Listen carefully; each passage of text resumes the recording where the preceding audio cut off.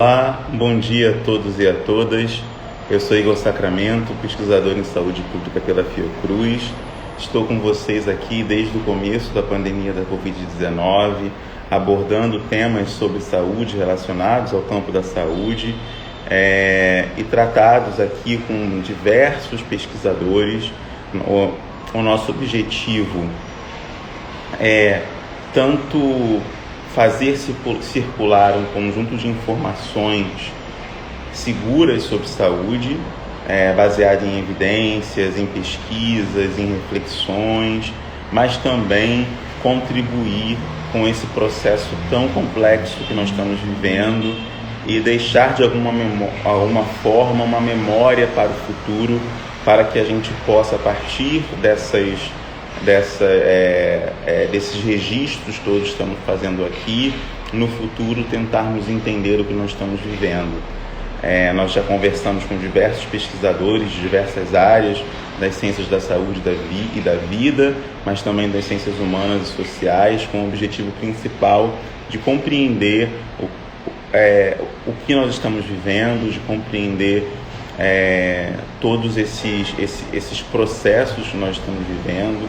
E hoje nós vamos tratar especificamente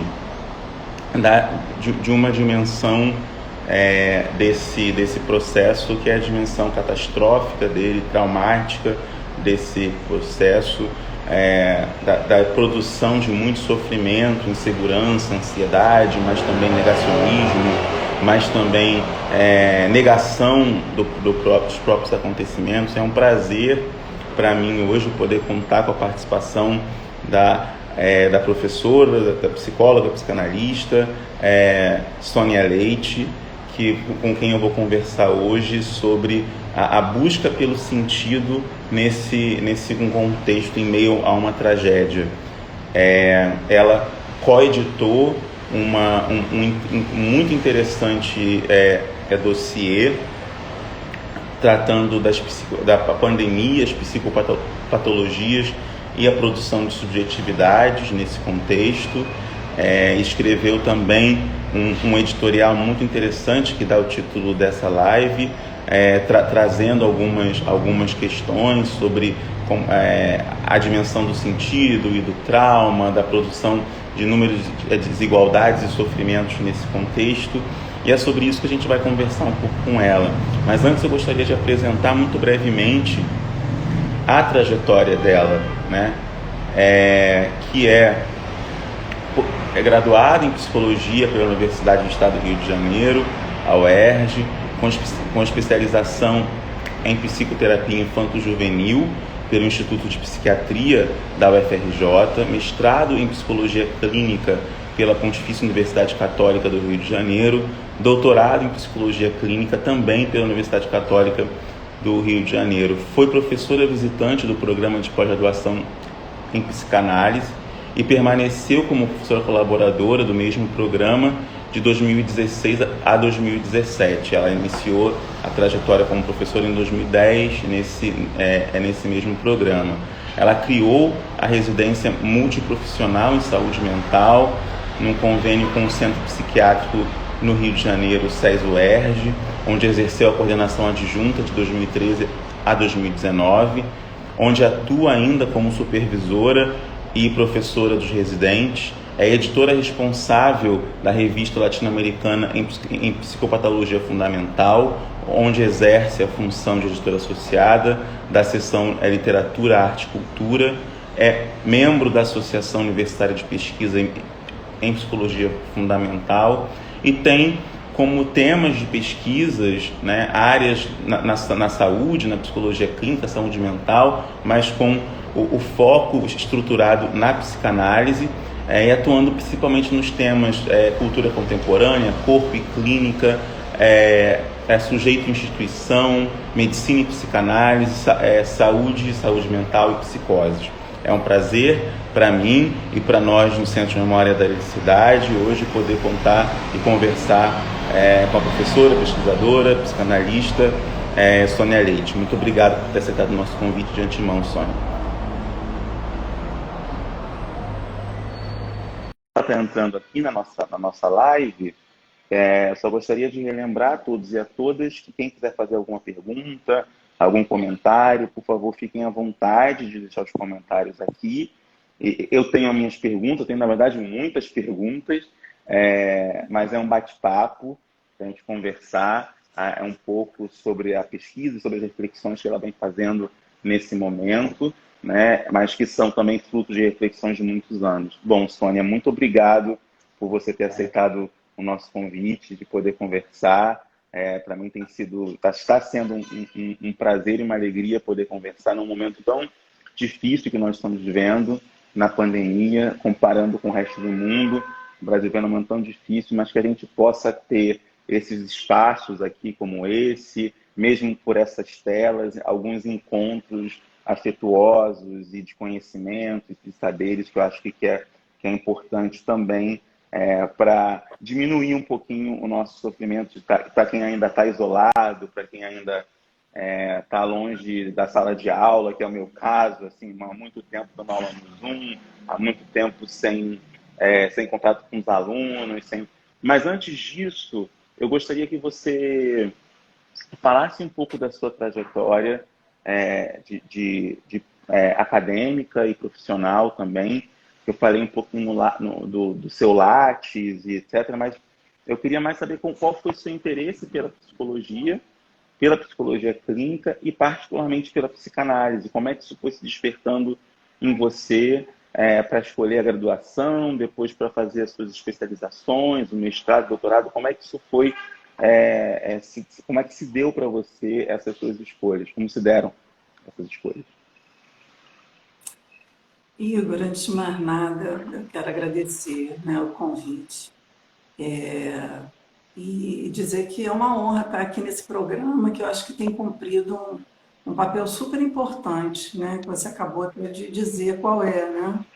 Que essa possibilidade de a gente estar trocando questões sobre esse momento tão difícil, né? E é uma grande oportunidade que você traz, né, nesse programa e que tem contribuído bastante. Então, bom, bom dia, né, a todos, a todas. Na realidade, eu percebi que você já fez um resumo, né, porque é difícil a gente resgatar, né, a história depois que já tem um percurso grande, mas é também muito interessante poder fazer esse resgate, né, essa tua solicitação me faz tentar resgatar esse caminho aí que eu fiz. Eu acho que quem faz psicologia, né, apesar de ter até uma brincadeira em torno disso, mas geralmente quem vai fazer a área da psicologia ou afins está se procurando, né, de alguma maneira, procurando entender suas coisas, aquilo que está em volta, apesar de parecer uma coisa banal, mas é isso mesmo, né, que a princípio move, né, são interrogações sobre a gente mesmo, coisas que a gente não explica e que desperta, né, assim, um desejo de conhecer, de saber. Então, eu diria que a princípio foi isso, né, que me levou, e principalmente também um certo enigma em relação a questões. Eu acho que a questão da psicanálise, especialmente, ela convoca a gente a partir de enigmas, né, de perguntas que a gente não consegue saber e que tem relação com o inconsciente, né? Com essa presença do inconsciente, né, na vida da gente. Então, a princípio, eu diria que foi esse o movimento. Eu, inicialmente, não tinha muita afinidade com a psicanálise, que eu aprendia na universidade, porque era um período ainda de ditadura, né, de final de ditadura, mas ainda presente, né, na censura, nas dificuldades, enfim, de reuniões, enfim. Eu te confesso que o que me atraiu mais nesse momento foi o grupo, né, os colegas, o movimento, essa busca de uma coisa nova, né, para a sociedade. E depois eu pude entender, logo depois de formada, eu consegui encontrar na psicanálise uma possibilidade também de contribuição para essas temáticas mais sociais, né? Na realidade, o Freud vai dizer que a psicologia individual é desde sempre social. Então, essa é uma frase que me marcou muito também no início, que a gente tende a pensar a psicanálise como uma disciplina que está preocupada com o indivíduo, no seu isolamento, mas é absolutamente diverso disso. Desde o começo da vida, a gente é marcado pela presença do outro. Então, a questão do outro, em todas as suas nuances, né, como amor, como inimigo, como tudo, enfim, ele já está presente na gente, né? Então, bom, a partir daí eu comecei a estudar de uma maneira autônoma, não vinculada a nenhuma escola de psicanálise depois de formada, e fiz um percurso mais acadêmico, com grupos de estudo paralelos, né, sobre a psicanálise. Esse percurso acadêmico é porque eu também tinha muita vontade de trocar aquilo que eu aprendia, né? Eu sempre tive essa vontade de auxiliar numa formação que não fosse alienada, né? Vamos dizer Uhum, assim, das uhum. questões fundamentais. Então, o meu caminho foi assim, fiz a especialização, depois o mestrado, o doutorado, mas eu diria que para a minha clínica, que desde sempre eu fiz a clínica privada, né, particular, logo depois de formada eu comecei com supervisão, enfim, mas a questão principal que eu acho que me ensinou, né, foi exatamente a minha experiência na área de saúde mental, né, junto ao SUS, podendo contribuir. Eu acho que eu ali encontrei essa articulação que eu tanto procurava.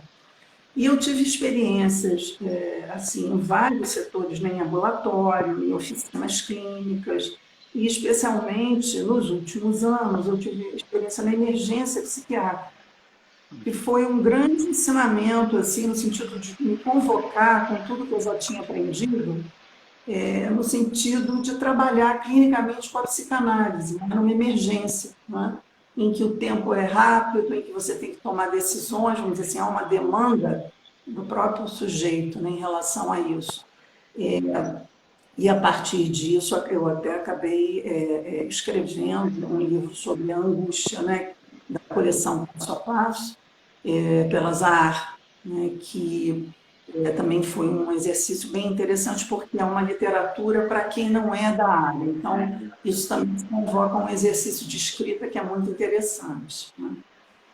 E a minha experiência no centro psiquiátrico, né, que foi a experiência fundamental, foi com residentes, que eu ajudei a criar essa residência, coordenei. Então, eu tive essa possibilidade, essa grata possibilidade, de estar numa clínica do cotidiano com alunos, né, como tutora e também como preceptora, que foi uma experiência também muito rica para mim, né? Então, desse percurso, o que eu acho assim, fundamental é destacar exatamente o trabalho no serviço público, que é muito interessante, né, Igor? Durante muito tempo se criticou, muita gente criticava, né, a questão da saúde mental, e Uhum, inclusive quem uhum. trabalhava, né, se fosse uma coisa até de menor importância. E a É, gente está vendo nessa pandemia a importância, né, do trabalhador, né, de saúde na linha de frente, assumindo a sua responsabilidade, né, como cidadão.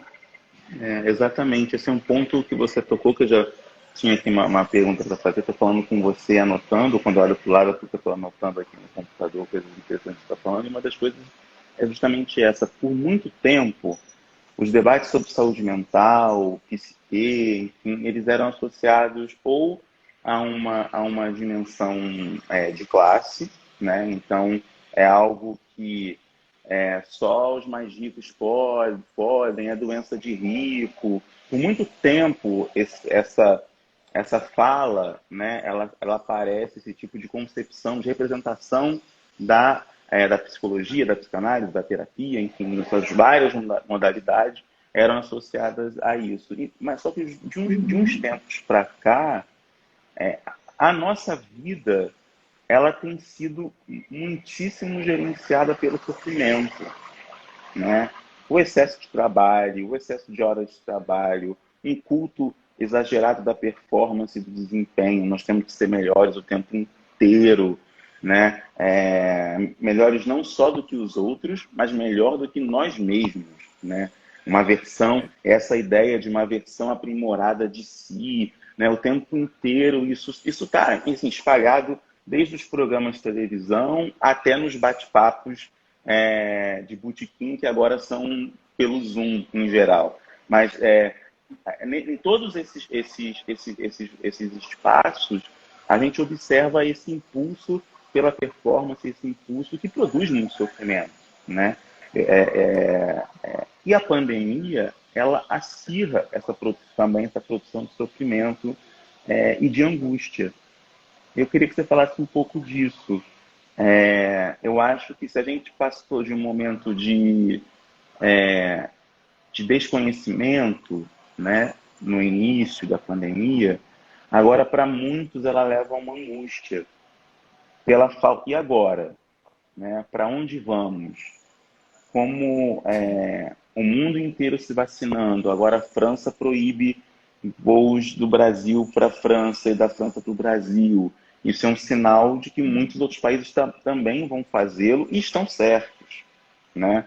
Nesse sentido, estão certos. Nós nos tornamos uma ameaça sanitária global.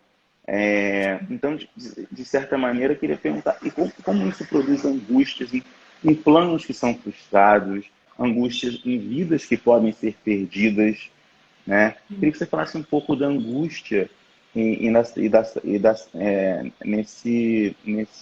nesse momento que a gente está vivendo. Uhum. Eu acho que isso é um ponto fundamental, né, que você tocou, que inclusive tem relação com a falta de sentido, né? A angústia é quando desaparece o sentido, porque sentido é uma palavra que também fala de direção, né? É o sentido enquanto significação das coisas, simbolização das coisas, e o sentido também é uma direção. Quando falta o sentido, dependendo da dimensão do evento, é quando a gente se confronta com o traumático. Exatamente, né? Você colocou muito bem, quer dizer, que essa situação é uma situação que tem as características de um evento traumático, assim como as grandes guerras, eu diria, pelo número de mortos, inclusive, né? Eu estava relendo o texto, né, o editorial, e eu fiquei assim assombrada, né, porque naquele momento, era 150 mil mortos, Eu a fiquei gente já está também. com 365. Então, essa situação de crescimento, né, das mortes nos coloca diante de uma situação que se assemelha às grandes guerras. Né? Por quê? Não só pelos números de mortos, porque é uma situação que marca, a gente pode dizer, um antes e um depois. Né? As grandes guerras tiveram exatamente essa característica. Esse depois, primeiro, o seu aparecimento até para a maioria das pessoas súbito, né? Foi isso, a gente estava vivendo nossas vidas, com as nossas coisas, com os nossos laços, nossos projetos, e repentinamente um evento marca ali um corte, né? Coloca uma barreira a qual a gente tem, a partir dali, se adaptar, porque não tem, a princípio, escolha. Eu nem vou falar ainda da questão dos negacionismos, que é uma questão dentro dessa situação.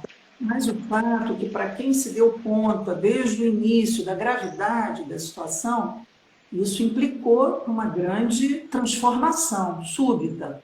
E aí, você também falou uma questão que eu acho que é o que vai contornar essa ideia de um traumático e dessa angústia, que em psicanálise a gente chamaria de uma angústia real, porque tem a angústia no sentido de uma expectativa angustiante que está presente também no cotidiano, mas tem uma angústia real no sentido no sentido que se instaurou, né? Que retirou de todos nós uma série de coisas, né, que faziam parte da nossa vida. Então, essa questão da imprevisibilidade, quando que isso vai terminar? Quando que isso vai acabar? Quando que eu vou poder voltar a fazer isso e aquilo? Na verdade, nós estamos sem essas respostas. Então, é como se a vida da gente estivesse em suspenso.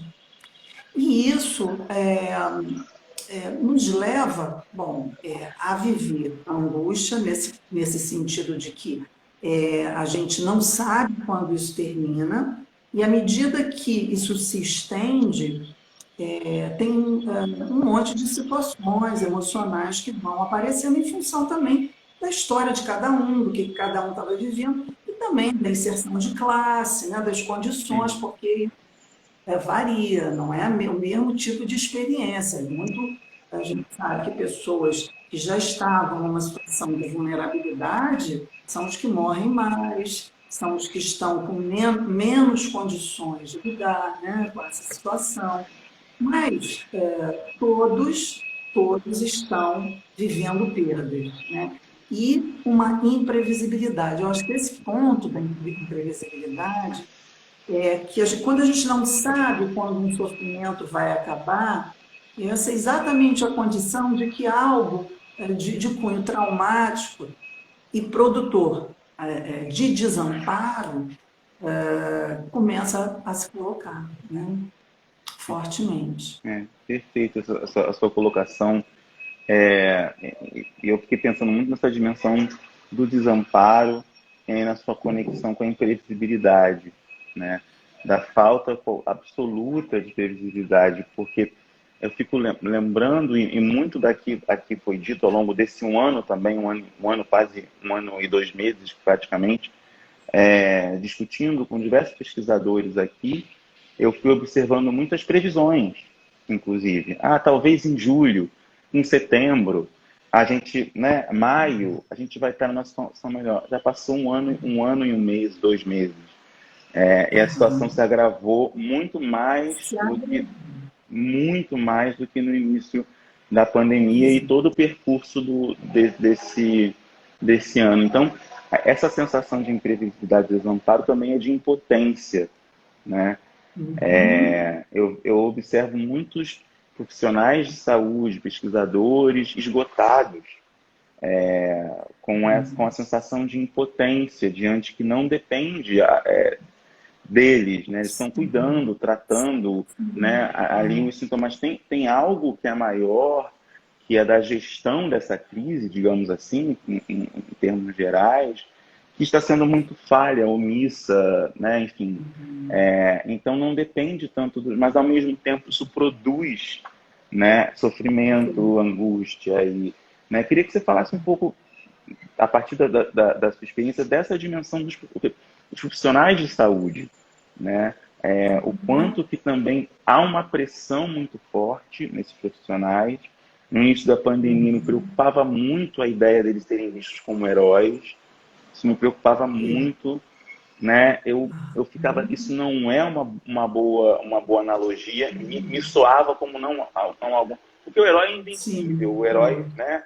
O herói praticamente não tem vida. Se a gente pensar no super-homem, né? Praticamente não tem vida, porque ele não consegue, né, nem se relacionar com a amada, com a Luz Lane direito, porque, enfim, tem que salvar. Quer dizer, então eu fiquei pensando, queria que você falasse um pouquinho disso, de como que também essas representações e expectativas contribuem também num processo de maior pressão e mais, nesse momento agora que a gente está vivendo, embora os profissionais de saúde tenham aprendidos alguns protocolos, não há sequer protocolos federais, né?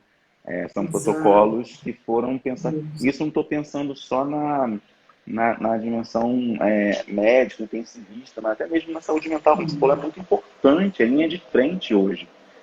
Já era, mas hoje não tem como não ser, inclusive para os próprios profissionais de saúde, para aguentar essa terceira, segunda, enfim, essa nova onda do vírus, essa situação. Porque você falou uma coisa que eu achei importante em relação até ao tema, né? Em busca de sentidos, né? Que seria mais a questão do sentido.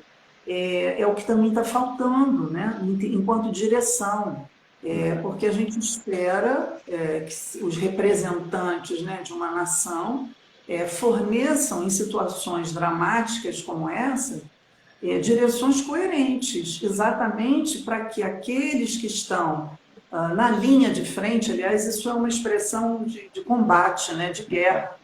Você está na linha de frente, então tem que ter, digamos, o comandante, né, os comandantes, usando essa expressão, né, militar, mas aqueles que dirigiriam a situação da melhor forma possível, exatamente para que as coisas caminhem dentro do possível, porque a gente já tem uma situação de imprevisibilidade em relação ao vírus, né? À contaminação. Mas se você não tem uma sociedade, né? Uma nação que está sendo gerida de uma forma coerente, isso triplica o problema. Porque qual é o grande problema que eu acho? São as informações contraditórias, que não é só falta de direção, é confusão emocional, mental, que se produz quando você não tem uma coerência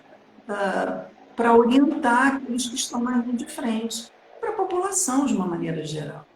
Né? Que se afirma uma coisa, se nega a outra. Esse é o princípio da desestabilização psíquica. Então, isso é um ponto assim, muito sério, muito dramático, que gera uma série de sentimentos que não são bons da gente sentir nesse momento, né, porque pioram o nosso desamparo.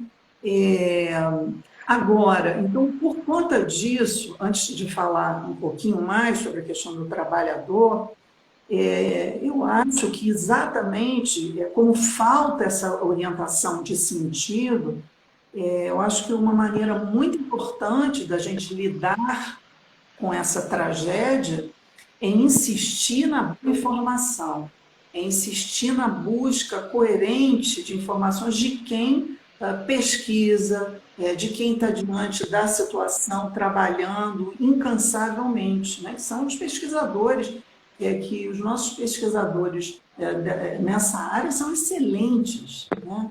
Eu acho que eu sempre fico pensando nisso, né? A gente tinha que ter orgulho disso.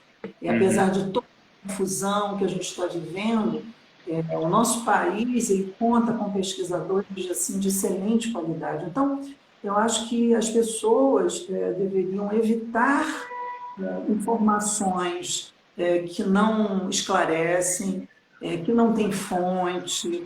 Tudo isso, estou falando como estratégia para a gente lidar com esse desamparo, né? É uma maneira da gente encontrar sustentações de sentido em informações, em profissionais, né, em pesquisadores que trazem um pouco de coerência, porque a situação, de qualquer maneira, permanece dramática. Mas, se você confia e segue certas informações, isso é um alento muito importante nesse momento, né? Eu não sei se eu te respondi a questão do trabalhador.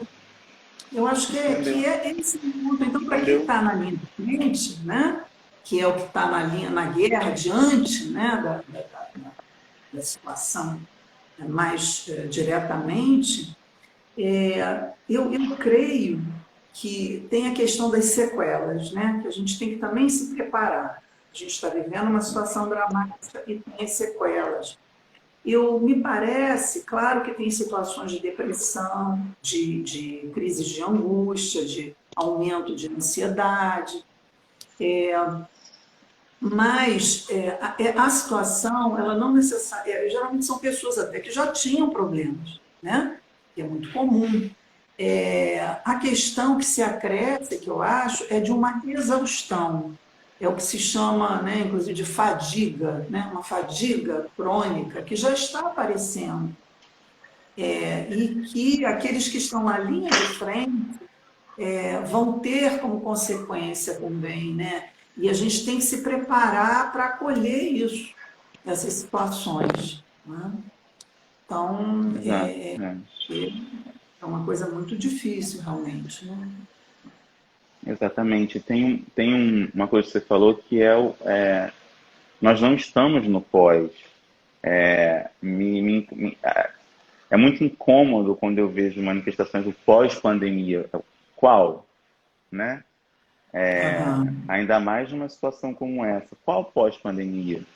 Né? Eu acho que Aham. isso que provoca também provoca muita angústia, provoca uma sensação de um ciclo que não vai se quebrar, né? De uma nova e aí, pensando na própria etimologia da palavra catástrofe, nós estamos virados de ponta cabeça, né? Viramos, né? Como é isso? É virar de ponta cabeça uma ordem que não era boa, certamente, tinha vários problemas, questões e desigualdades, sofrimentos também, mas aqui se reconfigura a tal ponto que a gente que muda muito. E nesse ponto tem logo no começo do editorial, vocês escrevem sobre a questão de que os seres humanos, né, nós somos seres de sentido, de afeto, e que isso nos move muito mais do que os dados estatísticos, o número, necessariamente, por mais que, mas sobretudo a dimensão das palavras, dos sentidos, dos afetos, né? Sim.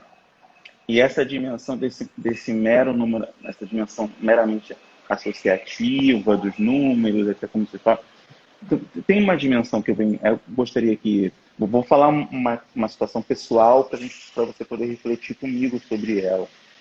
Eu tenho observado muitas pessoas dizendo assim: agora a pandemia está séria, porque perderam um parente ou um Uhum. amigo.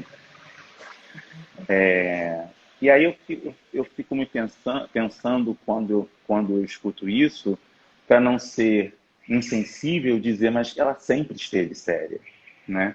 Ela sempre foi grave. Mas há uma dimensão que eu queria que você pudesse explicar ou conversar um pouco sobre isso, de quando acontece comigo, ou no meu entorno, ou com os meus entes queridos, assume outro sentido, né? Assume um outro que não é mais aquele de um distanciamento do número, né? Daquele do estranho, né? Do completamente alheio, que não sou eu, ou não é Covid, a pessoa, agora você infarta é Covid, é câncer é Covid, quer dizer, então, quando na sua família, com seus amigos, isso tem outro sentido. Queria que você explicasse um pouquinho isso. Uhum. É, antes assim de passar para esse ponto, quando você está falando dos números, né, da quantidade, a questão que a gente está levantando é exatamente que o número ele não identifica, né, quem é. Então dá uma sensação, é uma coisa impessoal. A sombra traz horror, mas é como se mantivesse um distanciamento, né? Porque falta exatamente a explicação desse quantitativo. E Uhum, com relação a isso, a gente faz referência a um trabalho muito importante, porque eu acho que muitos trabalhos de arte, de criação, têm surgido nesse período da pandemia. E eu acho, por exemplo, Projetemos é uma coisa fantástica, né? O Projetemos, ele rompe com o isolamento, ele coloca na cidade vazia a palavra. Então, essa capacidade do ser humano de criar na catástrofe, é que eu acho que a gente também tem que se deter e reconhecer, porque isso é muito importante, né? E saborear, vamos dizer assim, reconhecer isso. Isso é um alento, né, para a gente que uhum, está nessa situação. uhum, O outro é o Edson Pavone, que tem o Memorial Inumeráveis, né, que tem um Instagram, que o que ele faz? Ele transforma esses números em pequenas histórias. Então, isso é um trabalho belíssimo, não é? De uma delicadeza, exatamente colocar palavras onde não tinha palavras. Agora, isso que você trouxe é muito importante, porque a gente precisa reconhecer, a psicanálise vai mostrar que isso tem uma explicação. Nós não acreditamos na morte, na nossa própria morte, nem na morte dos próximos, né? No inconsciente não existe a ideia da morte, é mais ou menos isso, né? E, inclusive, tem um trabalho lindíssimo do Freud, né, reflexões sobre os tempos de guerra e morte, em que ele vai falar exatamente sobre isso, né? Ele vai mostrar que nesses momentos de grandes perdas e mortes, momentos realmente traumáticos, nós somos, em algum momento, obrigados a reconhecer a presença da morte, né? Seja porque se aproximou, e aí é um próximo, e aí eu não tenho como evitar, né, esse reconhecimento, ou quando começam a morrer diante de nossos olhos, né, inúmeras pessoas. A gente sabe que em alguns locais, isso, com a falta de leitos, isso já aconteceu e está acontecendo, né? Então, vamos dizer assim, do ponto de vista do inconsciente, a gente tende a evitar, a gente crê que é imortal, né? É, e eu diria que uma das coisas fundamentais da experiência analítica, né, como clínica, é propiciar, né, vamos dizer assim, um processo em que esse sujeito que está em análise, ele vai, então, poder reconhecer isso em alguma medida. E isso produz uma grande transformação no modo da gente ver as coisas. Não estou dizendo que é somente na análise que isso é possível, tá? Porque aí tem um outro ponto. Nós vivemos e chegamos a um ponto de individualismo gigantesco, né? O que é o individualismo? O individualismo é exatamente essa tendência a eu achar que a minha vida sou eu e a minha família. E às vezes só eu, minha família, né? Também os próximos. O que é importante é eu ser bem-sucedido, e tudo que você falou no início, né? Eu trabalhar, eu dar certo, eu ter, enfim, ter as coisas que eu quero ter. Isso tem relação com o neoliberalismo, tem relação com o crescimento do capitalismo até a sua exaustão. E eu acho que uma situação como essa que a gente está vivendo coloca em questão tudo isso também. Mostra um certo fracasso disso, que quando nós estamos em situações dramáticas, é quando a gente não pode sobreviver sem o outro. Realmente, quer dizer, a atitude de um afeta a vida do outro. Então, nós estamos, eu acho que nesse grande imbróglio, né? E aí, entrando na questão do negacionismo, que é uma coisa que me surpreende, né? Que eu sempre fico surpresa, né?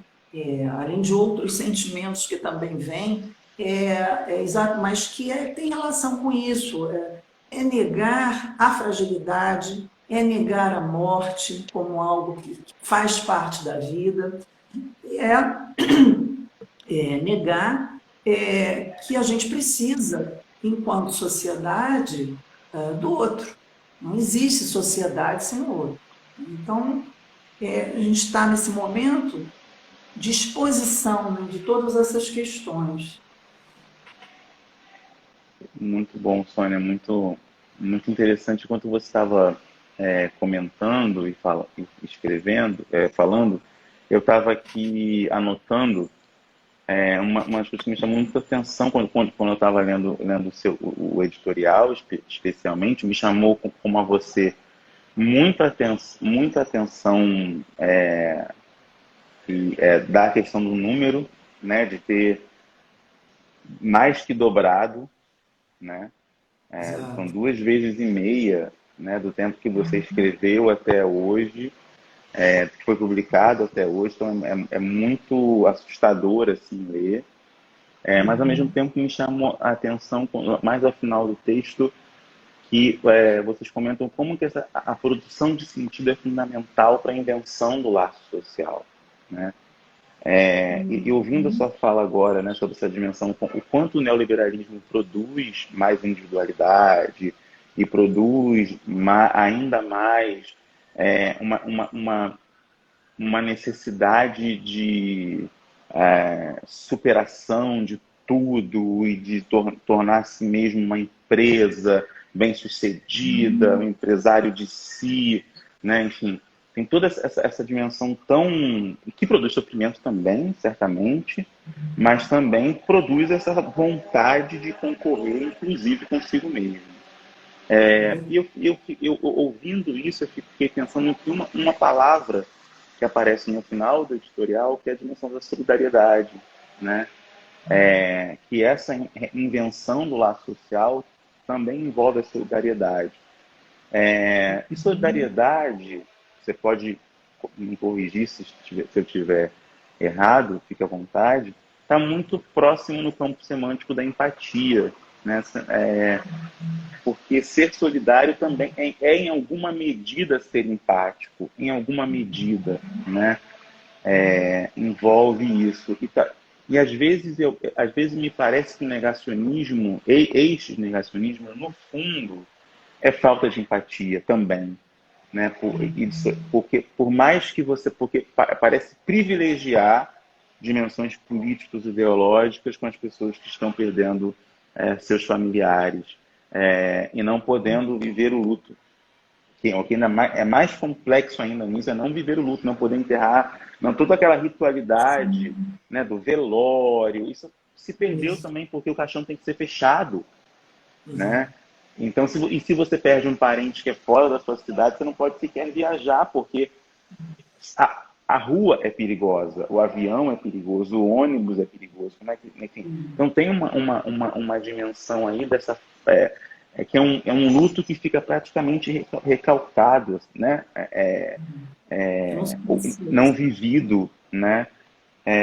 Queria que você falasse um pouquinho disso, dessa dimensão, o quanto que o negacionismo tem a ver com uma certa falta de empatia, ou ele é outra coisa?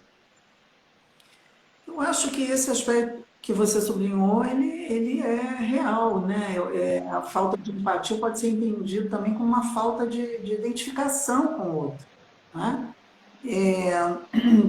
Criou-se também no nosso país uma cisão, né? Uma cisão por motivos políticos, e isso, com certeza, contribuiu para essa atitude de não reconhecimento nesse outro, que nós somos diferentes, né? Por natureza somos diferentes, né? O que não quer dizer que tenhamos que ser desiguais nos direitos, mas diferentes não somos. A questão também que eu acho do individualismo como forma, né, de funcionamento social, ele também cria esse distanciamento no sentido da identificação com o outro, né, de você poder encontrar nesse que é diferente de você algo em comum, que é a nossa humanidade. Fundamentalmente, né, o primeiro ponto é esse. E, então, alguma coisa aí se radicalizou no sentido exatamente da exclusão do outro, que é estranho, né, a mim. E eu acho que tem relação com outras questões também, que é a questão...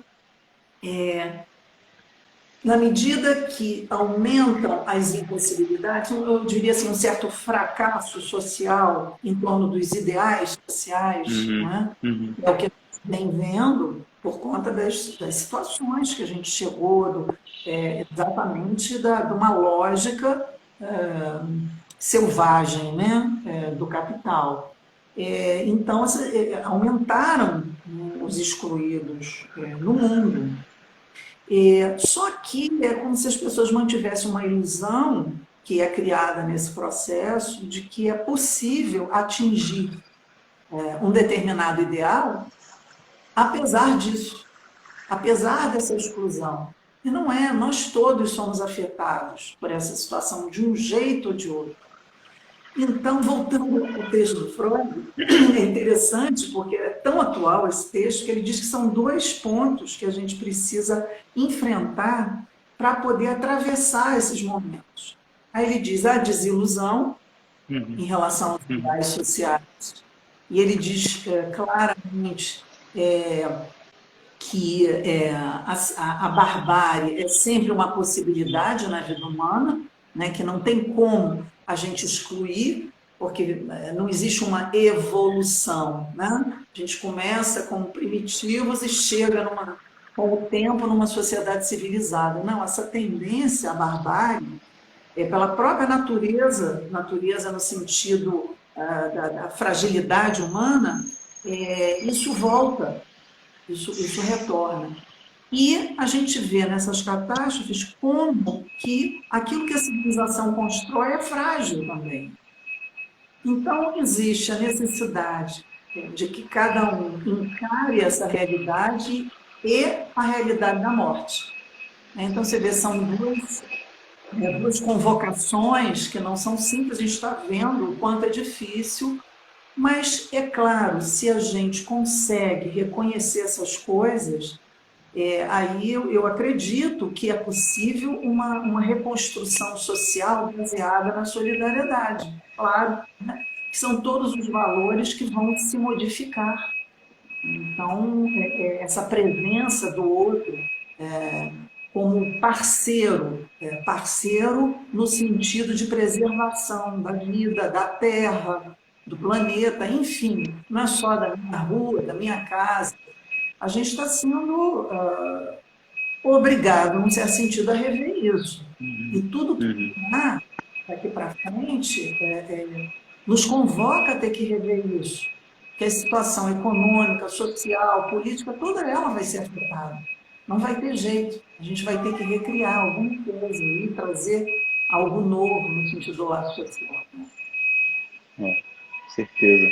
De certa forma, agora a gente já está entrando, e para quem tiver interesse, recomendo também a leitura de um recente artigo, também editorial, que a Sônia publicou, chamado A Peste, breves reflexões sobre psicanálise, arte e cultura, em que ela retoma muito desse texto do Freud que a gente está falando aqui, que é Reflexões para Tempos de Morte e Guerra, né? É isso. E ela retoma muito esse texto.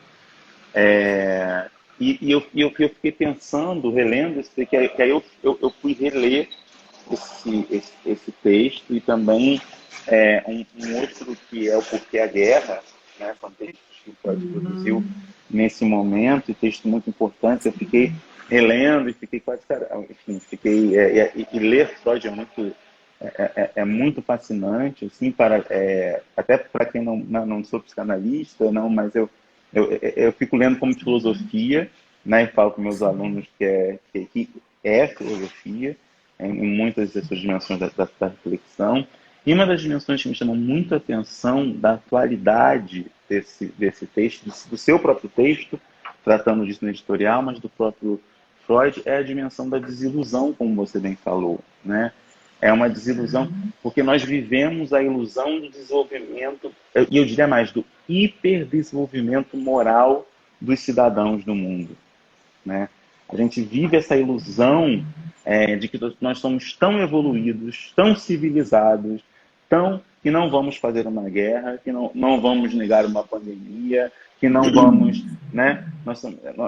Então, esse processo de desilusão é que não coloca, ele se, de certa maneira, e aí você pode comentar, porque eu sou um leitor de não tão conhecedor, especialista como você, mas quase como uma colisão com a realidade, que é de brutalidade também do humano, de Sim. brutalidade e de pouca moralidade, em alguns casos, esses códigos morais da civilidade, né, da civilização, que são eles não são perenes, como você colocou antes, né?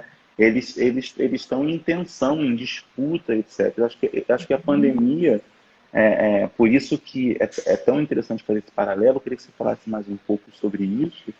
A pandemia coloca justamente o nosso choque com a realidade humana. Ela não é só única, exclusivamente civilizatória, desenvolvida, né? Mas ela é também bárbara. exatamente. É alguma coisa que as ilusões, né? Os sonhos, as ilusões, as fantasias, elas tendem exatamente a nos servir de apoio para isso ser recoberto, não é? Essa realidade que o Lacan vai chamar de real, né? Algo mais cruel, onde o que emerge é esse nominável, não é? Faz parte da vida humana, vai chamar de pulsão de morte, enfim. É, então, aliás, essa carta é uma carta que ele manda para o Einstein, né? O Porquê a Guerra. E tem uma passagem muito bonita, é uma frase pequena, mas que ele diz que tudo que incrementa a civilização combate a guerra. Então, a civilização, nesse sentido maior de construções coletivas, da arte da política, né, da política no seu sentido lato, né, de você se dirigir a um outro que é diferente e criar pactos, apesar das diferenças. Então, tudo isso combate exatamente as guerras, as catástrofes, a barbárie. Né? E aí a gente tem que voltar, infelizmente, à questão maior, né, que a gente está vivendo, que é essa falta de orientação no sentido civilizatório. Uhum. Uhum. As pessoas que têm menos acesso, às vezes, à informação, que encontraram um caminho por aí, né, para se formar grupos, né, vamos dizer assim, e ter a ilusão de que tem um lugar, isso só piora, só dificulta, não é? A gente se sente mais desamparado nessa situação, porque por mais que existam as diferenças, para a gente viver em laços civilizatórios, é preciso orientações, né, coerentes, para a gente poder ter referências. Mesmo que a gente não concorde com tudo que, né, a pessoa que está ali acredita, né, ou professa, não se trata disso. Eu acho que a gente caiu numa coisa muito banal em relação ao que é política. Né? Política não é eu penso isso e você é contra, eu sou a favor e você é contra. A política é o ato de você encontrar formas que sejam passíveis de incluir o maior número de pessoas, né, numa situação que seja de direitos, né, direitos e deveres. Mas, quando isso falta, e numa situação como essa, né, que eu no início conversa isso, são duas questões que o Brasil tem enfrentando, né? Todo mundo está vivendo a pandemia e tal, mas nós estamos numa situação extremamente absurda, né? No sentido de um desgoverno. E, então, mais do que nunca, eu volto ao que eu já tinha dito antes, a questão da informação, das informações coerentes, inclusive até para a gente se proteger, né? A linha, o sentido, nesse momento, são as pesquisas, né, eu diria, em relação à Covid. E a gente participar cada vez mais também, como cidadão, buscando, não é, que outra forma coerente, né, de vida social seja possível no Brasil. Eu não sei se eu te respondi, eu acho que eu dei uma volta. Não, respondeu perfeitamente. Respondeu perfeitamente. Eu vou fazer mais uma pergunta, quem quiser fazer, fique à vontade, por favor. Aproveitar aqui o tempo da Sônia, mas não quero avançar muito também. Vou fazer mais uma pergunta que eu fiquei... enquanto você estava respondendo agora, eu fiquei pensando, aí voltando ao texto do editorial, da necessidade de reinvenção desse laço social também, né? É uma necessidade de reinventar esse laço social e um processo de que aí a solidariedade ela é fundamental para a construção do solo onde esse laço social precisa ser reinventado nesse momento em que, apesar das diferenças, a gente possa né, políticas ideológicas ou étnicas, enfim, de classe, etc., que a gente tenha o respeito, a solidariedade, a civilidade, né, como valores fundamentais nessas relações.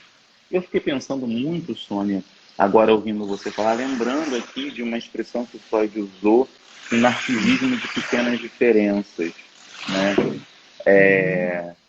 E eu fiquei pensando muito nisso, como também um marcador que pode ajudar a explicar o nosso tempo de certa forma, né?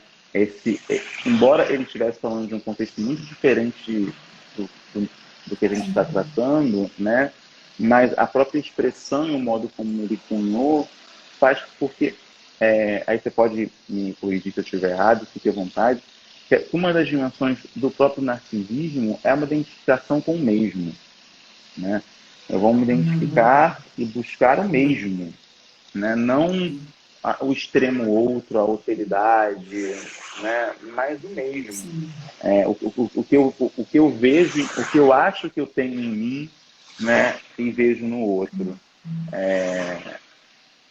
Então eu fico com essa sensação da necessidade de, não sei se é possível, mas de reestruturação, de quebra com esse narcisismo pela busca da solidariedade, que ela é, de alguma medida, em alguma medida antagônica com esse narcisismo tão individualista. Né? Não sei se você quer comentar um pouco sobre isso. Eu diria que hoje em dia a questão seria os grandes narcisismos, não o narcisismo das pequenas diferenças.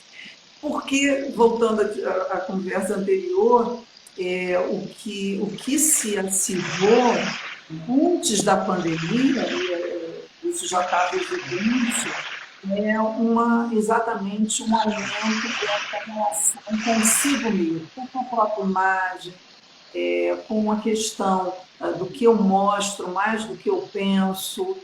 Isso já está fazendo parte da cultura há muito tempo.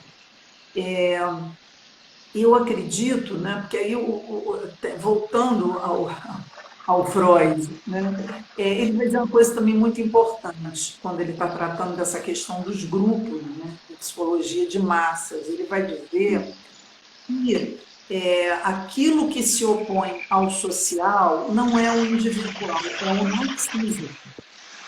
Então, o que ele está dizendo é que aquilo que impede o laço social é exatamente o que você está falando, do narcisismo exacerbado. Não é eu como indivíduo, com as minhas diferenças, com as minhas características, porque sempre o narcisismo está presente, ele é estrutural, mas quando o laço se baseia nisso, é a questão. Aí não tem laço possível. Então, essas perdas aí, para voltar para a questão anterior, que eu também acho fundamental, né, que termina o editorial, eu acho que a questão que está em jogo é que a gente tem um longo luto pela frente, sabe? Eu acho que aqueles que começaram tardiamente se dar conta da situação, não sei se porque perderam pessoas próximas, como você falou, foi o único caminho para se dar conta, né? Mas se deram conta. Isso implica realmente um processo de luto que a gente não sabe quanto tempo vai durar, porque essa questão, por exemplo, de não se ter a possibilidade de enterrar os mortos, os rituais, a lápide, tudo isso faz parte de um contexto que faz uma borda desse sofrimento. E a gente não está tendo essa possibilidade. Então, por isso que essas ações, né, como do Edson, né, Pavone, são importantes, né, você tornar essa morte nomeável, né, para um familiar, isso tem uma consequência, uma importância fundamental. Então, eu acredito que a gente tem um processo que, inclusive, eu acho que a gente tem que tomar um certo cuidado, dizer, bom, vai ter não sei quantos deprimidos, não sei quantas pessoas com crises de angústia. Sim, pode ser, mas a questão, acho que ela é mais ampla, né? A questão é de como fazer o luto de todas essas perdas. E a gente não tem como fazer o luto se não for através de um outro. Esse outro, que pode ser o outro vizinho, que é o outro da família, mas que é o outro também da sociedade que está vivendo a mesma coisa. Então, até para esse luto ser processado e a gente poder encontrar caminhos, é uma revalorização das relações que eu acho que estão em jogo. Sônia, muito, muito bom. Para quem está aqui, eu acabei de colocar o link do editorial, A Pandemia Ah, de só uma Covid no Brasil, coisinha, justo sentido. Uhum. só para dizer que esse editorial, ele anuncia vários artigos interessantíssimos sobre a pandemia, né? Porque foi um número da revista latino-americana dedicada à pandemia. Tá? Então, obrigada que você está colocando aí o link, porque tem muitos trabalhos interessantes nessa revista. Para quem quiser, eu vou colocar também diretamente o link também aqui do número completo, para quem quiser. São muitos artigos interessantes, importantes de reflexão, alguns até que poderiam ter sido vistos na época como não exagerados e tal. A gente vê o quanto que a nossa realidade ela superou e muito, e infelizmente, qualquer tipo de prognóstico, de previsão, né, nesse momento. Tem uma pergunta aqui, que não é uma pergunta, é um comentário, eu vou fazer, que é, é, acho que é Renê Rocha, se não me engano, se eu estiver falando errado, me corrija. Sônia, poderia citar a frase do Freud, por gentileza? Uhum. Deixa eu ver se eu encontro ela aqui para falar bem certinho ela. É na carta, eu não vou achar agora, é na carta ao Einstein, né? Porque a guerra tudo que incrementa a civilização, o aumento, né, da civilização, combate a guerra, né? É mais ou menos isso. Mas tá, como é uma carta pequena, facilmente encontrada no artigo. Tá? Desculpa, eu falei o nome errado. É Reneza. Desculpa, Reneza. Falei o nome Ah, errado. Eu vou deixar aqui o link também para quem quiser de todo o dossiê, né, que tem texto interessantíssimo, enfim, de vários pesquisadores do campo da psicologia e da psicanálise. Então, é muito, muito interessante, muito, muito importante aqui. São trabalhos muito, muito legais. E para quem perguntou aqui, foi a Norma, a live vai ficar disponível. Ela vai ficar disponível no canal do IGTV e também no canal do YouTube, para quem quiser assistir. Eu gostaria de agradecer mais uma vez a Sônia imensamente por compartilhar o seu tempo, a sua experiência conosco, e por tratar também com tanta delicadeza um momento tão difícil que a gente está vivendo, e com conhecimento, expertise. Muito obrigado, obrigado também, parabéns pelo seu trabalho, parabéns pela sua dedicação ao campo da saúde, ao SUS, da saúde mental. Eu aqui, gostaria de te agradecer, e ler os seus textos fazem a gente refletir bastante o quão é importante a saúde mental para a saúde pública, para a saúde coletiva. Né? Muito obrigado, Sônia, e por aceitar esse nosso convite para conversar hoje. eu que agradeço, Igor. Muito obrigada por poder participar desse teu programa, que é tão importante nesse momento. Faz parte desse pacto civilizatório de estimular essa produção de sentido, né? Exato, Tá? exato. Obrigada a você. Eu que agradeço. Obrigado, obrigado a todos e a todas. Daqui a pouco já vai ficar disponível online para quem chegou um pouco mais tarde ou para quem quiser compartilhar essa live, que eu acho que vale a pena. Tá bom, Sônia? Ah, Obrigado. Um abraço a todos e a obrigada. todas. Bom final de semana. Tchau, tchau. Um abraço.